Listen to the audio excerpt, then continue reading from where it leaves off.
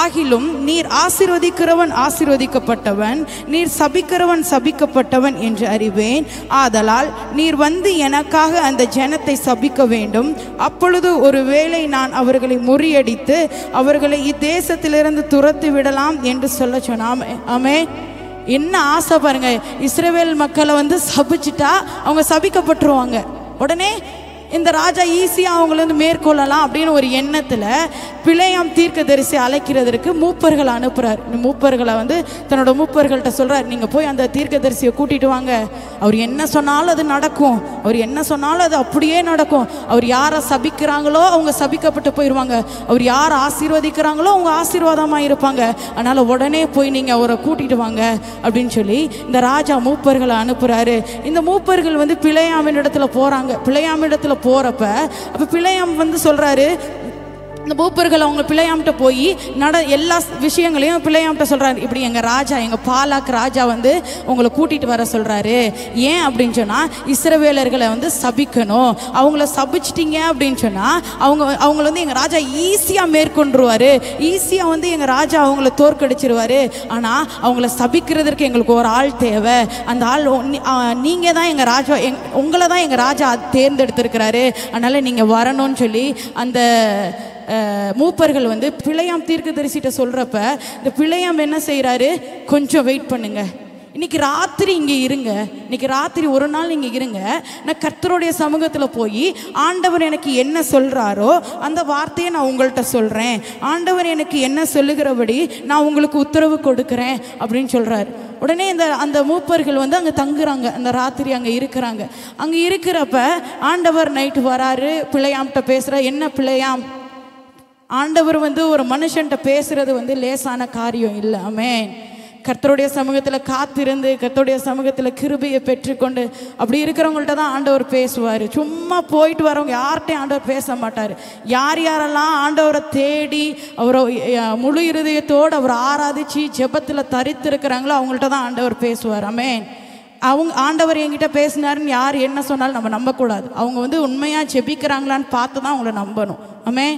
அப்போ இந்த தீர்க்கதரிசி சொல்கிறா, இந்த தீர்க்கதரிசி வந்து கர்த்தருடைய தீர்க்கதரிசி, பிலேயாம் தீர்க்கதரிசி ஆண்டவருடைய தீர்க்கதரிசி. உண்மையாக ஆண்டவர் அவர்கிட்ட பேசுகிறாரு. ஆண்டவர் அவர் சொல்கிறாரு, நான் ஆண்டவருடைய வார்த்தையை கேட்டுட்டு வந்து உங்களுக்கு சொல்கிறேன், இன்னைக்கு ஒரு நாள் நீங்கள் என் கூட தங்குங்க அப்படின்னு சொல்கிறப்ப அவங்களும் தங்குறாங்க, அந்த மூப்பர்களும் தங்குறாங்க. அப்போ நைட் ஆண்டவர் வரார், என்ன பிலேயாம் அப்படின்னு கேட்குறப்ப அவர் சொல்கிறாரு, இப்படி பாலாக் ராஜா வந்து மூப்பர்களை அனுப்பிச்சு விட்டுருக்காரு, நான் வந்து இஸ்ரவேலர்களை சபிக்கும்படி அவர் என்னை வந்து அழைச்சிருக்கிறாரு, நான் போகணுமா போக வேணாமா அப்படின்னு சொல்லி ஆண்டவர்கிட்ட வந்து பிலேயாம் கேட்குறாரு. ஆண்டவர் சொல்கிறார், நீ போகக்கூடாது, நீ போகக்கூடாது, நீ போகக்கூடாது. இஸ்ரவேல் மக்கள் வந்து யாரு, அவங்க ஆசீர்வதிக்கப்பட்டவர்கள், அவங்க ஆசீர்வதிக்கப்பட்டவர்கள். இஸ்ரவேலை ஆசீர்வதிப்பதே கர்த்தருக்கு பிரியம். அவங்க ஆசீர்வதிக்கப்பட்டவங்க. ஏன்னா அவங்கள நான் எகிப்திலிருந்து கானான் தேசத்துக்கு அழைச்சிட்டு போகும்படி அவங்கள ஒவ்வொரு நாளும் பகலில் மேக ஸ்தம்பத்தினாலையும் இரவுல அக்கினி ஸ்தம்பத்தினாலையும் நான் அவங்கள பாதுகாத்துட்டு வரேன். அவங்க அப்பம் கேட்டால் அப்பம் கொடுக்குறேன், அவங்க வந்து என்ன கேட்டாலும் நான் அவங்களுக்கு செய்கிறேன். ஏன்னா அவங்க என்னுடைய ஜனங்கள், நான் என்ன ஆராதிக்கும்படி, என்னை விடுதலையோடு அவங்க ஆராதிக்கும்படி நான் அவங்கள அழைச்சிட்டு வரேன். அவங்க என்னுடைய ஜனங்கள், அவங்கள நீ சபிக்க போகக்கூடாது, அவங்கள நீ சபிக்க போகக்கூடாதுன்னு ஆண்டவர் திட்டமும் தெளிவுமாக சொல்லிட்டார் இந்த பிள்ளையாம்கிட்ட, நீ போகக்கூடாது அப்படின்ட்டார். இந்த பிலேயாம் என்ன சொல்கிறாரு, திரும்பி காலையில் எழுந்திரிச்சு அந்த மூப்பர்களை பார்த்து சொல்கிறாரு, இல்லை ஆண்டவர் வந்து எனக்கு உத்தரவு கொடுக்கல, என்னை வந்து போகக்கூடாதுன்னு சொல்லிட்டாரு, ஆனால் நான் வரலை, நீங்கள் போங்கன்னு அவங்கள அனுப்பி வச்சிட்றாரு. இந்த பாலாக் என்ன செய்கிறான், திரும்பியும் அநேக வெகுமதிகளை தரேன், நான் இன்னும் கொஞ்சம் நிறையா பணத்தை தரேன், இன்னும் கொஞ்சம் நிறையா நான் வந்து பொருட்களை தரேன், பொண்ணை தரேன், நான் பணத்தை தரேன் அப்படின்னு சொல்லி நீங்கள் போய் திரும்பியும் அவரை கூப்பிடுங்க. ஏன்னா அவர் சொன்னாதான் காரியங்கள் நடக்கும். அவர் இஸ்ரவேலை சபிச்சிட்டாருன்னா உடனே அந்த மக்கள் சபிக்கப்பட்டு போயிடுவாங்க. நான் ஈஸியாக என்னுடைய வேலையை முடிச்சுட்டு போயிட்டே இருப்பேன். அதனால் நீங்கள் போங்க, போய் நீங்கள் அந்த பிலேயாம் தீர்க்கதரிசியை திரும்ப கூட்டிட்டு வாங்க, நீங்கள் வற்புறுத்தி கூட்டிட்டு வாங்க, வாங்க அப்படின்னு சொல்லி இந்த பாலாக்கு அநேக வெகுமதிகள், அநேக பணம், அநேக எல்லா காரியங்களும் என்னென்ன இருக்கோ எல்லாத்தையும் கொடுத்து அனுப்புகிறாரு. அனுப்புனோடனே அவங்க திரும்பியும் போகிறாங்க இந்த பிள்ளையாமின் இடத்துல போய் சொன்ன காரியத்தை அப்படியே சொல்கிறாங்க. நீங்கள் வந்தால் தான் எங்கள் ராஜா வந்து சந்தோஷப்படுவார், நீங்கள் வரணும், நீங்கள் வந்து அந்த இஸ்ரவேல் மக்களை சபிக்கணும், அப்போ தான் எங்கள் ராஜா வந்து அந்த மக்களை மேற்கொள்ள முடியும் அப்படின்னு சொல்லி இவங்க சொல்கிறப்ப அவர் என்ன சொன்னார்னா, இன்னைக்கு ராத்திரி நீங்கள் இங்கே தங்குங்க. ஆமே. ஏற்கனவே ஆண்டவர் என்ன சொன்னார்? இஸ்ரவேல் மக்கள் வந்து ஆசீர்வதிக்கப்பட்டவர்கள். ஆமே. இஸ்ரவேலை ஆசீர்வதிப்பதே கர்த்தருக்கு பிரியம். ஆமே. எல்லாம் கவனிக்கிறீங்களா? இஸ்ரவேலை ஆசீர்வதிப்பதே கர்த்தருக்கு பிரியம். அப்போ திரும்பியும் வந்து இவங்க வந்தப்ப இந்த பிள்ளையாம் என்ன சொல்லியிருக்கணும்? இல்லை, ஆண்டவர் வந்து என்னை போவேனான்னு சொல்லிட்டாரு, நான் வர முடியாது, நீங்கள் போங்க, நான் வர முடியாதுன்னு பிள்ளையாம் சொல்லியிருக்கணும். ஆமே. அப்படிதானே? பிள்ளையாம் ஆனால் சொல்லலை, இன்னைக்கு ராத்திரி இங்கே தங்குங்க, நான் திரும்பியும் போய் ஆண்டவர்கிட்ட கேட்டு வரேன், ஆண்டவர் என்ன சொல்கிறாருன்னு. ஆமே. இப்படி தான் அநேகர் இருக்கிறாங்க. ஆண்டவர் ஒரு காரியத்தை வேணான்னு சொன்னால் அதை விடுறதில்லை, அதை இழுத்து பிடிச்சிக்கிறது. ஆண்டவரே இது எனக்கு வேணும், இது எனக்கு வேணும், இது எனக்கு வேணும், எப்படியாவது நீங்கள் இதை செஞ்சிடணும், எப்படியாவது இதை நீங்கள் செஞ்சிடணும், எனக்கு இது ரொம்ப பிடிச்சிருக்கு, எனக்கு வேணும். ஆமே. ஹல்லேலூயா. ஏதோ ஒரு வேலை இல்லை, ஏதோ ஒரு காரியங்கள், ஏதோ ஒன்று, அதை நம்ம வேணும் வேணும் வேணும்னு இழுத்து பிடிச்சோம் அப்படின்னு சொன்னால் அது நமக்கு பிரச்சனையாக தான் மாறும். ஒரு நாள் அது நமக்கு ஆசீர்வாதமாய் மாறாது. அப்போ இந்த பிள்ளையாம் திரும்ப என்ன செய்கிறாரு? இந்த பிள்ளையாமோட மனம் வந்து அந்த இருதயம் என்னத்தை நாடுது? பாலாக்கோட வெகுமதிகளை நாடுது. எப்படியாவது போனால் அந்த வெகுமதிகள் எனக்கு கிடைக்குமே, எப்படியாவது போனால் அந்த வெகுமதிகள் கிடைக்குமேன்றனால பிள்ளையாம் என்ன சொல்கிறாரு? ஆண்டவரே இன்னைக்கு ராத்திரி இங்கே தங்குங்க, நான் ஆண்டவருடைய வார்த்தையை கேட்டுட்டு வரேன், இன்னைக்கு ராத்திரி நீங்கள் தங்குங்க, நான் ஆண்டவருடைய வார்த்தையை கேட்டு வரேன். ஏன்னா நான் கர்த்தர் சொல்லுகிறபடி தான் நான் செய்வேன், கர்த்தர் சொல்லாத வார்த்தைகள் என் வாயிலிருந்து வராது. ஆமே. பிள்ளையாம் வாய் பயங்கரமாக பேசுது, ஆனால் அவருடைய இருதயம் எதை நோக்கி கொண்டிருக்கிறது? வெகுமதிகள். வெகுமதிகள்னு என்னன்னு தெரியுமா? பணத்தை நோக்கி கொண்டிருக்கிறதாமே. இன்னைக்கு அப்படிதான், இருதயத்தில் ஒன்று பேசுகிறோம், இருதயத்தில் ஒன்று சிந்திக்கிறோம், வாயில் ஒன்று பேசுகிறோம். வாயில் வந்து நம்ம பேசுகிறோம், நான் ஆண்டவரை ஆராதிப்பேன், அவரை தவிர எனக்கு வேற யாரும் இல்லை, நான் ஆண்டவரை தான் தேடுவேன் அப்படின்னு சொல்லி நம்ம நல்லா சொல்லலாம். ஆனால் நம்ம இருதயத்தில் என்ன நினைக்கிறோம், இருதயத்தில் என்ன சிந்திக்கிறோம்? நம்ம ஆராதனைக்கு வரோம், நல்லா ஆண்டவரை ஆராதிக்கிறோம், நல்ல வார்த்தைகளை கேட்குறோம், நல்லா செபிக்கிறோம். இங்கேருந்து வெளியில் போனதுக்கப்புறம் நம்மளுடைய இருதயம் எப்படி மாறுது? ஆமே. அது மற்றவங்க யாரும் நமக்கு சொல்ல வேணாம், மற்றவங்க நான் வந்து உங்களுக்கு, நீங்கள் வந்து எனக்கு சொல்ல வேணாம், நான் வந்து உங்களுக்கு சொல்ல வேணாம், நம்மை நாமே நிதானித்து பார்த்தா நமக்கு தெரியுமே. இந்த வாசலை தாண்டி நம்ம போகிறப்ப நம்முடைய இருதயம் என்ன சிந்திக்குது, நம்முடைய இருதயம் என்ன சொல்லுது? நம்ம ஒருவேளை கர்த்தருடைய பாதத்தில் நிலைத்து இருக்கிறோமா, ஆண்டவருடைய வழியில் நம்ம நிலைத்து இருக்கிறோமா? ஆண்டவர் அநேக முறை நம்ம கண்டித்திருக்கிறாரு, ஆண்டவர் அநேக முறை நம்ம எச்சரிச்சிருக்கிறாரு, இது வேணாம்ப்பா, இதை விட்டுரு, இது வேணாம். ஆண்டவர் அநேக தடவை நம்மள்கிட்ட சொல்லியிருக்கிறார், நம்ம கேட்டிருக்கிறோமா? அநேக முறை செபிக்கிறதுக்கு ஆண்டவர் தூண்டி இருக்கிறார், நம்ம செபிச்சிருக்கிறோமா? அநேக முறை ஆண்டவர் பரிசுத்தமாக வாழ்றதுக்கு நம்மளை எச்சரிச்சிருக்கிறார், நம்ம பரிசுத்தமாக வாழ்கிறோமா? இல்லை. இருதயம் ஒன்று நினைக்குது, வாய் ஒன்று பேசுது. நம்முடைய வாய் வேறு விதமாக பேசுது, இருதயம் வேறு விதமாக நினைக்குது. அப்படி தான் அந்த பிள்ளையாவும் இருதயத்தில் ஒன்று நினைக்கிறேன், எனக்கு அந்த வெகுமதிகள் வேணும், எனக்கு அந்த வெகுமதி வேணும்னு இருதயத்தில் நினைக்கிறாரு. ஆனால் வாயில் சொல்கிறேன், இன்னைக்கு ஒரு ராத்திரி தங்குங்க, நான் ஆண்டவருடைய வார்த்தையை கேட்டுட்டு வந்து சொல்கிறேன். ஏன்னா கர்த்தர் சொல்லாத எந்த வார்த்தையும் நான் சொல்ல மாட்டேன். ரொம்ப ஒரு பெருமை, நான் கர்த்தர் சொல்லாத வார்த்தையை நான் சொல்ல மாட்டேன். இருதயம் என்னமோ பணத்தை எதிர்பார்த்து கொண்டு இருக்கிறேன். சரி, அவங்க என்ன சொல்கிறாங்க? சரி, நாங்கள் இன்றைக்கி ராத்திரி இங்கே தங்குறோம், நீங்கள் போய் ஆண்டவருடைய வார்த்தையை கேட்டுட்டு வாங்க அப்படின்னு சொல்லி சொல்கிறாங்க. அப்போ ஆண்டவருடைய சமூகத்தில் 2வது நாள் நைட்டு ஆண்டவர் வரார். என்ன பிள்ளையா, என்ன விஷயம் அப்படின்னு கேட்குறப்ப, ஆண்டவரை இன்றைக்கும் அவங்க வந்திருக்கிறாங்கப்பா, இன்றைக்கும் அந்த இஸ்ரவேல் மக்களை சபிக்கிறதுக்காக, என்னை கூப்பிட்றதுக்காக அவங்க வந்திருக்கிறாங்க, நான் போகட்டுமா, நான் போகட்டுமா அப்படின்னு சொல்லி கேட்டார். அப்போ 20வது அதிகாரத்தை வாசிக்கலாமா? 22:20.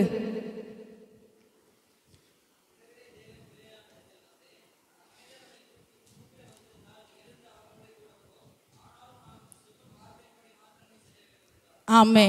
அந்த மனிதர்கள் வந்திருந்தா நீ போ, ஏன்னா இந்த பிள்ளையா ஆண்டவர் நெருக்கிட்டு இருக்கிறாரு, டார்ச்சர் பண்ணுறாரு. நான் போவான்னு.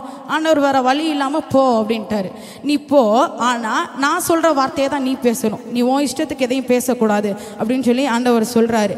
அப்போ இந்த பிள்ளையம் என்ன செய்கிறாரு, சரிங்கப்பா நீங்கள் என்ன சொல்கிறீங்களோ அதை நான் பேசுகிறேன் அப்படின்னு சொல்லிட்டு கிளம்புறாரு. என்ன பண்ணுறாராம், 21வது அதிகாரத்தில் பார்த்தோம் அப்படின்னு சொன்னால், பிள்ளையாம் காலமே எழுந்து தன் கழுதையின் மேல் சேனம் கட்டி மோவாவின் பிரபுக்களோட போனானமே. காலமே எழுந்துட்டார். அல்லேலூயா. அவன் போகிறதுனாலே தேவனுக்கு கோபம் உண்டது. அவன் பிள்ளையாம் போறனால யாருக்கு கோபம் வருதான், தேவனுக்கு. ஆண்டவர் கோபம் வரும். அவன் நம்ம தேவனுடைய வார்த்தைக்கு கீழ்ப்படியாமல் போகிறப்ப ஆண்டவர் கோபம் வரும்.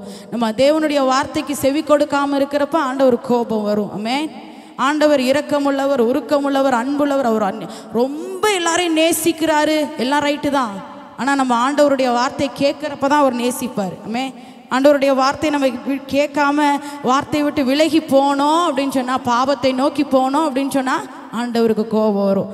வெளியில் ஒரு வேஷம் உள்ள ஒரு வேஷம் தரிச்சோம்னா ஆண்டவருக்கு கோபம் வரும். ஆமென். ஹல்லேலூயா. வெளியில் ஒரு வேஷம் நல்ல பரிசுத்தவான்கள் மாதிரி காமிச்சிக்கிட்டோம், உள்ள பாவத்தை செஞ்சுட்டு இருந்தோம் அப்படின்னு சொன்னால் ஆண்டவருக்கு கோபம் வரும். ஆமென். அந்த கோபம் வந்து நம்ம சிச்சிக்கிறதா இருக்குது. அந்த கோபம் வந்து ஆண்டவருடைய கோபம் ஒரு நிமிஷம், அவருடைய தயை நீடிய சாந்தோன்னு பார்க்குறோம். அவர் ஏன் நம்ம மேலே கோபப்படுறாரு அப்படின்னா, நம்ம மனம் திரும்பணுன்றதுக்காக, நம்ம அழிஞ்சு போயிடணுன்றதுக்காக அவர் கோபப்படலை. நம்ம மனம் திரும்பணும், நம்ம ரட்சிக்கப்படணும், அவருடைய வருகையில் காணப்படணுன்றதுக்காக தான் ஆண்டவர் கோபப்படுகிறாரு. இந்த பிள்ளையாம் மேலே ஏன் ஆண்டவர் கோபப்படுகிறார் அப்படின்னா, அந்த பிரபுக்களோடு கூட இஸ்ரவேல் ஜனங்களை சபிப்பதற்காக இவர் கிளம்பி போறார். பார்த்தீங்களா? அதனால தான் ஆண்டவர் கோபப்படுறார். ஆண்டவர் சொல்றாரு, இவங்க ஆசீர்வதிக்கப்பட்டவர்கள், இஸ்ரவேலர்கள் ஆசீர்வதிக்கப்பட்டவர். என் ஜனம், என் ஜனத்தை நீ எப்படி சபிக்க போகலாம்? என் ஜனம் அவங்க ஆசீர்வதிக்கப்பட்டவர்கள் ஆண்டவர் சொல்றாரு. ஆனால் இந்த பிள்ளையாமோட எண்ணம், பாலாக்கு இடத்துல அந்த வெகுமதிகள், அந்த பணத்தை வாங்கிக்கணுன்ற ஒரு எண்ணம், இஸ்ரவேலர்கள் மேல இருக்கிற கோபம், எல்லாவற்றையும் நிமித்தம் இந்த பிள்ளையாம் காலமே எழுந்து கிளம்பி போறாரு. அப்பதான் ஆண்டவர் சொல்றாரு, பிள்ளையாம் போற நேரத்தில் 23, 24, 25வது வசனத்தை வாசிக்கலாமா? 27 முடியலும்.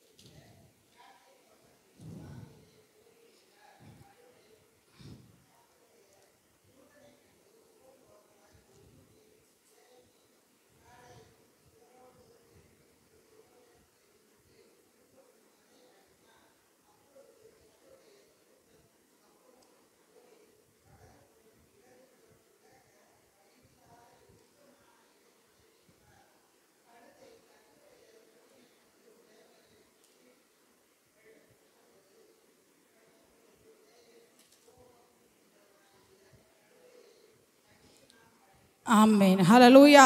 இந்த வசனம் புரிஞ்ச எல்லாருக்கும்? 3 இடத்துல கழுதைக்கும் கர்த்தருடைய தூதனானவருக்கு இடையே உள்ள சந்திப்பு தான் இந்த வசனம். ஆமென். கழுதைக்கும் யாருக்கும்? கர்த்தருடைய தூதனுக்கும். ஆமென். இந்த கழுதை கர்த்தருடைய தூதனானவர் எப்படி வராராம்? உருவின பட்டயத்தோடு வந்து நிற்கிறார். இந்த கழுதை வந்து பிள்ளையாமை ஏற்றி கொண்டு போகுது. அப்போ உருவின பட்டயத்தோடு வந்து கர்த்தருடைய தூதனானவர் நிற்கிறாரு. வழியில் கர்த்தருடைய தூதனானவர் உருவின பட்டயத்தை வச்சுட்டு நிற்கிறத அந்த கழுதை பார்க்குது. இந்த கழுதை பார்த்தோன்னே அது பயந்து வழி விலகி போகுது. ஆமென். ஹல்லேலூயா. அப்போ என்ன இதுக்கு அர்த்தம் அப்படின்னு சொன்னால், கர்த்தருடைய தூதனானவரை இந்த கழுதை பார்க்குது. ஆமென். கழுதை யாரு? ஒரு மிருகம். இந்த மிருகம் பார்க்குது. ஆனால் அந்த பிள்ளையாம் யாரு? அவர் ஒரு தீர்க்கதரிசி. அவர் பார்க்கல. தீர்க்கதரிசினா யாரு சொல்லுங்களேன்? தீர்க்கதரிசினா யாரு?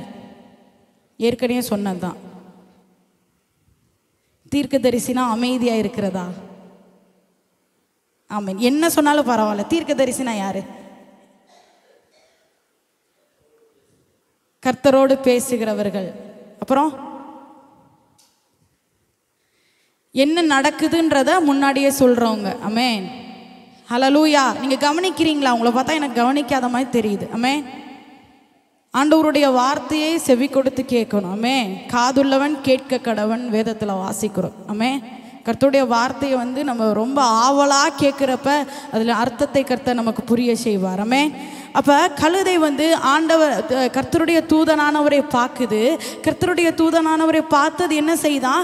வழி விலகி போகுது. அப்போ இந்த பிள்ளையாம் வந்து பார்க்குறாரு, அந்த கழுதை அடிக்கிறார். 3 முறை கழுதை அடிக்கிறாரு. ஏன் அடிக்கிறாருன்னா அந்த கழுதை வழி விலகி போகுதுன்றதுனால. இப்போவே கர்த்தருடைய தூதனானவரை இந்த கழுதை பார்க்குது. இந்த பிள்ளையாம் தீர்க்கதரிசியோ அதை பார்க்கல. தீர்க்கதரிசினா யாரு? வருகிற காரியங்களை நமக்கு சொல்கிறவங்க, ஆண்டவர் வெளிப்படுத்துகிற காரியங்களை பேசுகிறவங்க, கர்த்தரோடு பேசுகிறவங்க, கர்த்தரோடு நடக்கிறவங்க, கர்த்தர் என்ன சொல்ல போறாரு அப்படின்றத அவங்க வந்து அதை கேட்டு நமக்கு சொல்றவங்க, அவங்க தான் தீர்க்கதரிசி. முதலாவது இந்த கர்த்தருடைய தூதனானவரை யார் பார்த்துருக்கணும்? யார் பார்த்துருக்கணும்? பிள்ளையாம் பார்த்துருக்கணும். ஆமென். பிள்ளையாம் தான் கர்த்தருடைய தீர்க்கதரிசி, அவர் தான் பார்த்துருக்கணும். ஆனால் இந்த பிள்ளையாம் வந்து அதை பார்க்கல. ஏன் அப்படி பார்க்கல அப்படின்னு சொன்னால் அவருடைய கண்கள் மறைக்கப்பட்டிருக்கு. ஏன் அவருடைய கண்கள் மறைக்கப்பட்டிருக்கு? ஏன் அவருடைய கண்கள் மறைக்கப்பட்டிருக்கு? தெரியல. பண ஆசையினால் அவருடைய கண்கள் மறைக்கப்பட்டிருக்காமே. அந்த பிள்ளையாமோட கண்கள் மறைக்கப்பட்டிருக்கு. இந்த பிள்ளையாம் வந்து பெரிய தீர்க்கதரிசி, ஃபேமஸான தீர்க்கதரிசி. அதனால தான் பாலாக் சொல்கிறாரு, அந்த ஊரில் இருக்கிற அந்த பிள்ளையாமை கூட்டிட்டு வா, ஏன்னா அவர் சொல்கிறதெல்லாம் நடக்கும். அவர் யாரையாவது சபிச்சாருன்னா அவங்க சபிக்கப்பட்டுருவாங்க, யாராவது ஆசீர்வதிச்சாங்கன்னா அவங்க ஆசீர்வதிக்கப்பட்டவங்க. அதனால் அந்த பிள்ளையாம் தீர்க்கதரிசியை நீங்கள் கூட்டிட்டு வான்னு சொல்லி ஆட்களை வச்சு வெகுமதிகளை கொடுத்து அவங்களை கூட்டிட்டு வர சொல்கிறாரு. அவ்வளோ தூரத்துக்கு பிள்ளையாம் ஃபேமஸான தீர்க்கதரிசி, அவ்வளோ தூரத்துக்கு பிரசித்தி பெற்ற தீர்க்கதரிசி. ஆனால் இன்னைக்கு என்ன பண்ணுறாரு? கர்த்தருடைய தூதனானவரை காண முடியாமல் கண்கள் மறைக்கப்பட்ட ஒரு நிலைமையில் காணப்படுகிறாரு. கண்கள் மறைக்கப்பட்ட ஒரு நிலைமை. ஒரு பணம், அந்த பணம் எவ்வளோ பெரிய காரியத்தை செய்து பாருங்க. அவருடைய கண்கள் மறைக்கப்பட்டுருச்சு. 3 முறையும் கர்த்தருடைய தூதனானவர் வராரு. 2:25 பார்த்தீங்கன்னா, கழுதை கர்த்தருடைய தூதனை கண்டு சுவர் ஓரமாய் ஒதுங்கினது, கழுதை கர்த்தருடைய தூதனை கண்டு விலகினது, கழுதை கர்த்தருடைய தூதனை கண்டு விலகினது, கழுதை கர்த்தருடைய தூதனை கண்டு விலகினதுன்னு போட்டிருக்கே ஒழிய பிள்ளையாம் கர்த்தருடைய தூதனை கண்டார்னு சொல்லி இங்கே போடலை. ஏன் அப்படின்னு சொன்னால் பிள்ளையாமோட கண்கள் மறைக்கப்பட்டிருக்கு. இந்த நாளில் நம்முடைய கண்களும் மறைக்கப்பட்டிருக்கு. என்ன அப்படின்னு சொன்னால் அதை நம்ம என்னன்னு நம்ம பார்த்து அதுலேருந்து நம்ம விலகிறவர்களாக இருக்கணும். ஆண்டவருடைய வார்த்தையை கேட்கக்கூடாதபடி, ஆண்டவரோடு கூட பேசக்கூடாதபடி, பரிசுத்தமாய் வாழக்கூடாதபடி ஏதோ ஒரு விஷயம் நம்முடைய கண்களை மறைச்சிட்டு இருக்கு. ஏதோ ஒரு காரியம் நம்முடைய இருதயத்தில் வந்து தோன்றிட்டு இருக்கு. ஏதோ ஒரு விஷயம் தேவனுக்கும் நமக்கும் உள்ள ஒரு ஐக்கியத்தை கெடுத்துட்டு இருக்கு. அந்த காரியத்தை விட்டு விலகணும் அப்படின்னு சொன்னால் நம்ம ஞானவான்களாய் காணப்படுவோம். அந்த காரியத்தை விட்டு நம்ம விலகி அதுலேருந்து விலகி நம்ம ஆண்டவருடைய வார்த்தைக்கு கீழ்ப்படிதோம் அப்படின்னு சொன்னால் நம்ம வந்து பரிசுத்தமாக்கப்படுவோம். அதுதான் ஞானம். ஆண்டவருடைய சமூகத்தில் என்ன காரியங்கள் நம்முடைய கண்ணை மறைச்சிட்டு இருக்குன்னு சொல்லி நம்ம கேட்குறவங்களா இருக்கணும். ஆண்டவரே, நீங்கள் பேசுகிறத கேட்கக்கூடாதபடி, நீங்கள் பேசுகிறத எனக்கு கேட்கக்கூடாது படி தடையாயிருக்கிற என்ன காரியம் எனக்கு தடையாயிருக்குதோ அதை நீங்க வெளிப்படுத்துங்கப்பா.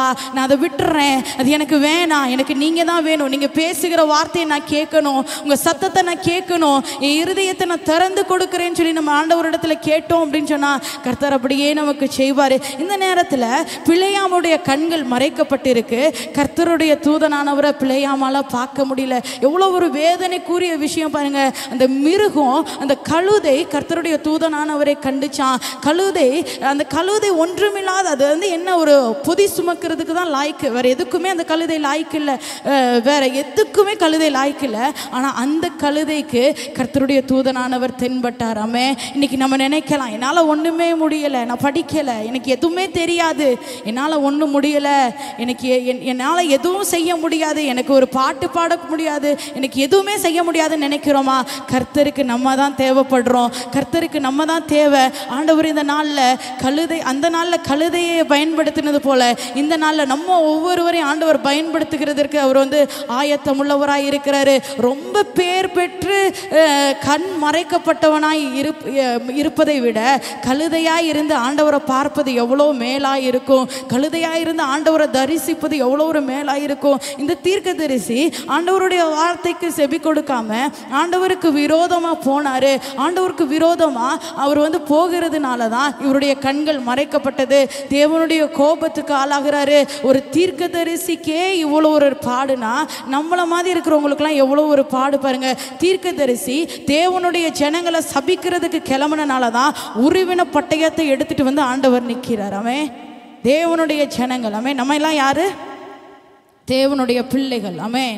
நம்ம ஆண்டவருடைய பிள்ளைகளாக இருக்கிறோம். ஒருவேளை நமக்கு விரோதமாக யாராவது எழும்புனா, அது எப்பேற்பட்ட மனுஷனாக இருந்தாலும் கர்த்தர் உருவின பட்டயத்தை எடுத்துக்கொண்டு வருவார். ஆமென். இன்னைக்கு நான் உங்களுக்கு சொல்கிறேன், நமக்கு விரோதமாக, தேவனுடைய பிள்ளைகளுக்கு விரோதமாக, தேவனை ஆராதிக்கிறவர்களுக்கு விரோதமாக, தேவனை தொழுதுகளுக்கிறவருக்கு விரோதமாக, அது எப்பேற்பட்ட தீர்க்கதரிசியாக இருந்தாலும் அவங்கள வந்து கர்த்தர் உருவின பட்டயத்தோடு அவங்க முன்னாடி வந்து நிற்பார். ஆமென். இந்த கழுதைக்கு முன்னாடி கர்த்தருடைய தூதனானவர் வராரு. இந்த கழுதை வழி விலகி போகுது. ஆனால் இந்த கழுதை வழி விலகலன்னு வச்சுக்கோங்களேன், அந்த கர்த்தருடைய தூதனானவர் பிழையாம கொன்னுட்டு கழுதை உயிரோட வச்சிருப்பாராம். ஆமென். இந்த வசனத்தை எத்தனை பேர் வாசித்திருக்கிறீங்க வீட்டில்? ஆமே. அப்போ கழுதை வந்து கர்த்தருடைய தூதனை தரிசிச்சது. இந்த பிழையாம் வந்து அதை பார்க்கறதுக்கு முடியலை. இந்த பிழையாம் இந்த கழுதையினால தப்பிக்கப்பட்டாரு. இந்த பிழையாம் இந்த கழுதையினால காப்பாற்றப்பட்டாரு. ஆனால் இந்த பிழையாமுக்கு எவ்வளோ ஒரு மேட்டிவ். அடுத்த வசனத்தை பார்த்தீங்க அப்படின்னு சொன்னால் 28வது வசனத்தில் நானே வாசிக்கிறேன். உடனே கர்த்தர் கழுதையின் வாயை திறந்தார். அது பிழையாமை பார்த்து, நீர் என்னை இப்பொழுது 3 தரம் அடிக்கும்படி நான் உனக்கு என்ன செய்தேன் என்றது. ஆமே. கர்த்தர் என்ன செய்கிறாரு? கழுதையின் வாயை திறக்கிறாரு. ஆமென். கழுதையின் வாயை திறந்து கழுதை பேசுது. நீங்கள் என்னை ஏன் அடிக்கிறீங்க? நான் என்ன செஞ்சேன் உங்களுக்கு? நீங்கள் ஏன் என்ன அடிக்கிறீங்க அப்படின்னு கேட்குது. ஆனால் இந்த பிழையாம் என்ன செஞ்சுருக்கணும்? ஒரு மிருகம் பேசுது அப்படின்னு சொன்னால் அவர் வந்து அதை பிரமிச்சு பார்த்துருக்கணும். என்னடா, இந்த கழுதையை வாங்கின நாள் முதல் இந்நாள் வரையிலும் இந்த கழுதை ஒரு நாள் கூட பேசுனதில்லையே, ஒரு நாள் கூட நம்மள்ட்ட எதுவும் சொன்னதில்லையே, ஆனால் இன்னைக்கு என்ன புதுசாக பேசுது அப்படின்னு அவர் ஆச்சரியப்பட்டு பார்த்துருக்கணும். ஒரு ஆச்சரியப்பட்டு பார்த்து ஒருவேளை இது கர்த்தருடைய செயல்னு சொல்லி அவர் திரும்பி போயிருந்திருக்கணும். ஆனால் அவர் அப்படி செய்யலை. அவர் என்ன சொல்கிறாரு? நீ என்னை வந்து பரியாசம் பண்ணுகிறாய், நீ என்னை பரியாசம் பண்ணுற, நீ என்னை கேவலமாக நடத்துகிற, நான் வந்து உன்னை கரெக்டாக நீ வழியில் போக தானே உன்னை சொன்னேன், நீ ஏன் 3 தடவை வழி விலகி போகிற, நீ 3 முறை ஏன் வழி விலகி போகிற, அதனால தான் நான் உன்னை அடித்தேன், நீ என்னை வந்து முட்டாள் நினைக்கிறியா, நீ என்ன பைத்தியக்காரன் நினைக்கிறியா அப்படின்னு சொல்லி இந்த பிழையாம் கேட்குறாரு. அப்போ இந்த கழுதை சொல்லுது, இதுவரைக்கும் நீங்கள் நான் வாங்கின நாளில் இருந்து இந்த நாள் வரையிலும் நான் உங்களுக்கு ஏதாவது தப்பாக ஏதாவது காரியங்களை நான் செஞ்சுருந்தேனா, இல்லை நான் ஏதாவது ஒரு காரியத்தில் வழி விலகி போயிருந்தேனா, இந்த நேரத்தில் நான் வழி விலகி போகிறேன் அப்படின்னா அதுக்கு ஒரு காரணம் இருக்குன்னு சொல்லி சொன்னோன்னே கர்த்தர் பிழையாமோட கண்களை திறக்கிறாரு. பிழையாம் பார்க்குறாரு, கர்த்தர் உருவின பட்டயத்தை வச்சுட்டு நிற்கிறாரு. இதுக்கு முன்னாடி அப்போ பிழையாம் சொல்கிறாரு, என்கிட்ட மட்டும் ஒரு உருவின பட்டயம் இருந்துச்சு அப்படின்னா இந்நேரம் நான் உன்னை வெட்டி போட்டிருப்பேன். கழுதையை பார்த்து சொல்கிறேன், இந்நேரம் நான் உன்னை வெட்டி போட்டிருப்பேன், உன்னை ஒன்றும் இல்லாமல் ஆக்கியிருப்பேன் அப்படின்னு சொல்லி பிழையாம் சொல்கிறாரு. அநேகர் இந்த நாள் அப்படி தான் சொல்லிட்டு இருக்கிறாங்க. ஆனால் அவங்க செஞ்ச பாவம், அவங்க செஞ்ச அக்கிரமத்தை எல்லாம் கர்த்தர் பார்த்துட்டு அவங்களுக்கு முன்னாடி உருவின பட்டயத்தை வச்சு கொண்டு நிற்கிறாருன்றதை மறந்துட்டு இவங்களுக்கு வாய்ப்பு கிடைக்கிறப்பலாம் நான் இவங்களை அழிச்சிருவேன், எனக்கு மட்டும் இந்த வாய்ப்பு கிடச்சிச்சின்னா இவங்களை நான் உண்டுலன்னு ஆக்கிடுவேன், எனக்கு மட்டும் இந்த வாய்ப்பு கிடச்சிச்சின்னா நான் உங்களை இல்லாமல் செஞ்சிருவேன், அழிஞ்சு போகும்படி செஞ்சிருவேன், என் வாயிலேயே நான் இவங்களை எரிச்சிருவேன், இப்படிலாம் நான் சொல்லலாம். ஆனால் அவங்களுக்கு முன்னாடி கர்த்தருடைய தூதனான ஒரு உருவின பட்டயத்தை வச்சுட்டு வெயிட் பண்ணிட்டு இருக்கிறாரு. ஒருவேளை நீ மனம் திரும்ப மாட்டாயா, ஒருவேளை நீ மனம் திரும்ப மாட்டாயா, இந்த வழியை விட்டு நீ விலகி போக மாட்டாயா அப்படின்னு சொல்லி ஆண்டவர் அந்த இடத்துல எதிர்பார்த்து கொண்டு இருக்கிறாரு.